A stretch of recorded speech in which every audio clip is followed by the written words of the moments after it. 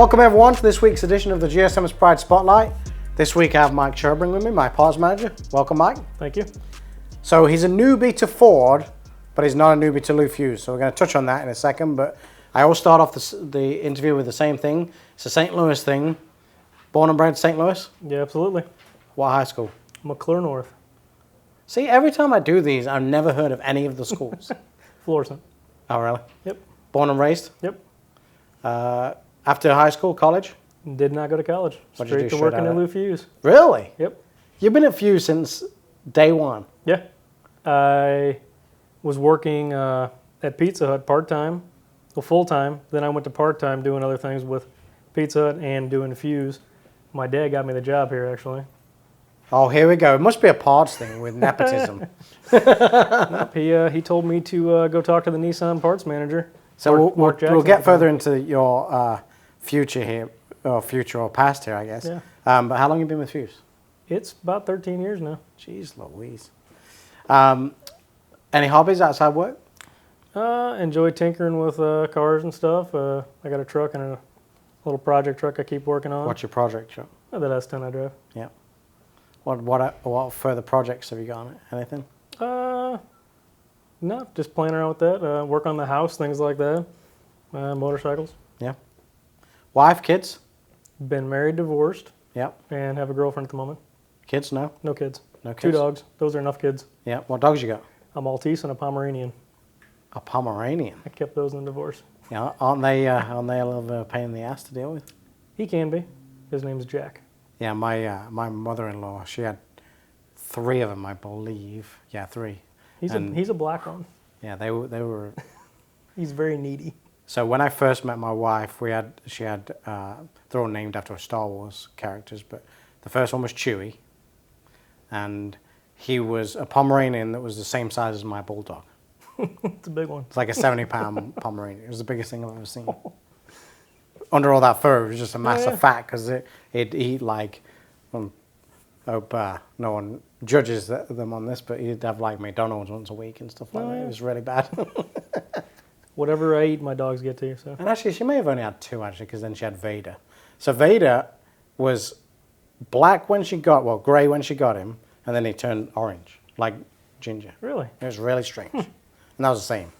Thing got huge and got problems. So. They're fun. Yeah. So yeah, I've got a little bit of experience with Pomeranians. Anything else? No sports or anything? Again, I played soccer just 1 year, one little thing, but just never got into it too much. See, I hope one of the fews is watching, but I've been trying to get him to do an adult league within the network for a while. Have you? But they say it's hard to get it scheduled around all the kids and stuff. But probably. I think it could be a pretty big takeoff in this network because there's a lot of soccer guys in this network. Yeah, there really is.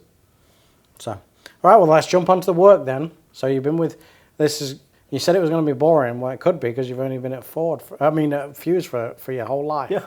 So what did you start off in? Where did you start off at? Well, so I guess right after high school, I worked at Pizza Hut, was a cook. Then I started driving, then I became a shift manager there. Yep. Then I got the job at Fusz working part-time there at Nissan, and I worked there for a week. Then they took me over to Mazda. So I was doing part-time Mazda shipping and receiving. Then I got fed up with Pizza Hut, quit, and went to working at Fusz, still part-time, but just that was my only thing I was doing. And then after that, I got laid off whenever it was real slow. So I got laid off, and then I went to work for Fastenal, actually, which is like Granger. Yep.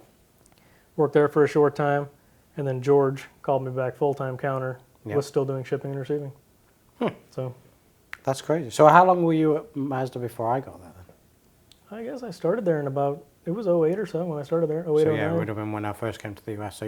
So Mike and I used to work over at Mazda together when I was over there at the GS, I guess used car manager to start with. And then you moved over to the Nissan store as Mazda though, right? Correct. Yeah, that was in 2016, I think it was. And that was right around when they made you manager, right? I was manager a year later, I think. I think George later. was there for a year. I think I became manager in 17. Yeah, I think you're right. I think George retired around 17.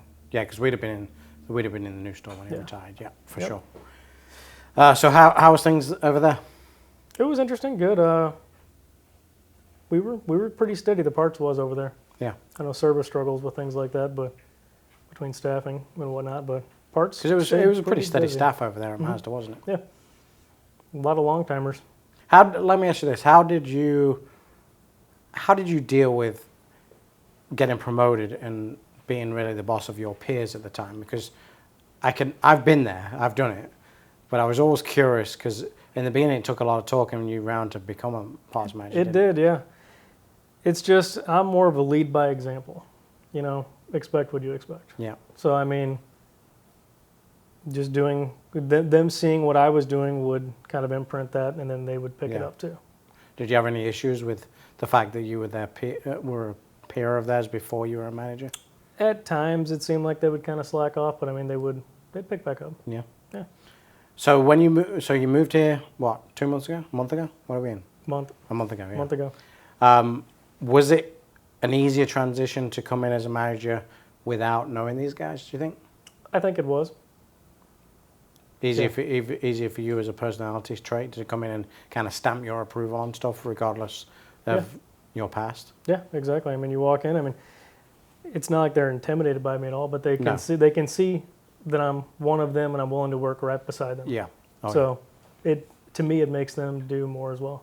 What was the deciding factor? And you don't have to answer this if you don't want to. What was the deciding factor of wanting to come over to Ford? Well, I saw it as an opportunity to broaden my career. Yeah. Learn a different car line, and I mean, it may be outside the box, but when somebody approaches you from upper management to do something, if you don't take it, if there's another option down the road, something else that they want you to do, They might pass you up. They might pass you up. Yeah. So you were happy at Mazda, but you just saw it as an opportunity. Yeah. And what do you feel now? I know you've only been a month or so, but how do you feel right now? Good. I feel like we've got a lot of things going down there in the right direction. Yeah. You happy with the group they've got down there? I am. Yeah. Yeah. Good old Kevin in the back. Yeah. Well, you've all seen Kevin. You've seen him a couple of weeks ago. The little sneaky guy that didn't tell us about his acting career. I didn't do any of that. No? No. So you're not, well, wait a minute, let's back up a little bit. So you're not skipping over anything that in your lifetime then that I need to know about that you just didn't want to say at the beginning? No. Nope. No. No? No. We're Are you good. sure? We're sure. If I find out, I'm bringing you back, just so you know. That's quite all right. So let's talk about the future a little bit here. Is there anything that you've identified early on in your time here that you think we need to necessarily change or improve? And I already know one of them you're going to say, but I'm just curious what your perspective is. Oh, just outlining processes and following through with stuff. Yeah? So not answering the phones then? Has that been a problem since I've been here? No, that's what I'm saying. That's my point, exactly. So yeah, it's been a huge difference since you came here to answer the phones, that's for sure. Yep, and I think the numbers prove that too. Oh yeah. Not to brag too much, but Mike's going to be on his first month here and break. I think we've already broken the record, right? Pretty close. Yeah. So he's going to come out of the gate with a record. But it was kind of funny actually. In a management meeting, everyone said, "You know, this is a really bad idea to do with me as a GM because the next month it better be even better than that." So, but I really do think I've really thought this for a long time. And again, Brian will definitely be watching this. Brian didn't do a bad job. In fact, Brian did a great job. The problem was he was spread too thin. Absolutely. We needed somebody in there that's on these guys' case all the Absolutely. time. No, Brian definitely had his hands full. Yeah. And those guys down there can only do so much. Yeah, we're dealing with a service and a parts department. As much as we've tried to combine them to one, it's still very difficult for anybody, it doesn't matter who it is, to kind of be in one place and then deal with it with a department, then vice versa. It was just, I just think it was a little bit much to deal with, and that was why we brought you over. Yep. Nope. Like I said, I got no complaints from the guys down there in parts. I mean, they do what they can, and they do really well at it. Yeah. They're very knowledgeable, and everybody's willing to help with whatever it may be. What's your thoughts on the difference between the Mazda brand and the Ford brand? And that it could be positive or negative. It doesn't make a difference. I'm just curious how you felt is there a massive difference between the way that Ford does parts versus Mazda does parts, or what's really been the biggest change? Pretty much Mazda will take anything back regardless of what it is. Ford definitely won't. Ford does not. I know that for a fact. Ford, you got 60 days and it's yours. Yeah, always They yours. don't do sheet metal and glass, none of that So stuff. you're lucky that you've come in when you came in, because when I first came here, I think we had to write off, and I'm probably saying too much here, but I think we had to write 15 grand a month off for about a year. Yeah, I was looking at some numbers and it looked like it was that, bad. yeah. It was bad when we first got here because we just had parts all over the place and you couldn't Right. send them back. No, you just sit on it and Yeah. hopefully you sell it to third party and things like that, or and 50 cents you on never, the dollar. Some of that stuff was so old that no one was ever going to order that thing. So No, with Mazda, didn't matter what it was. yeah. They took it back. As long as, it was... What about some of the software that Ford have started to install? Is that helping you back there, or is it still a work in progress? We are what they call RIM compliant now. Yeah. So it's going to suggest an order every day, basically. And whatever you don't sell off of that within 9 or 12 months, they'll take back for free.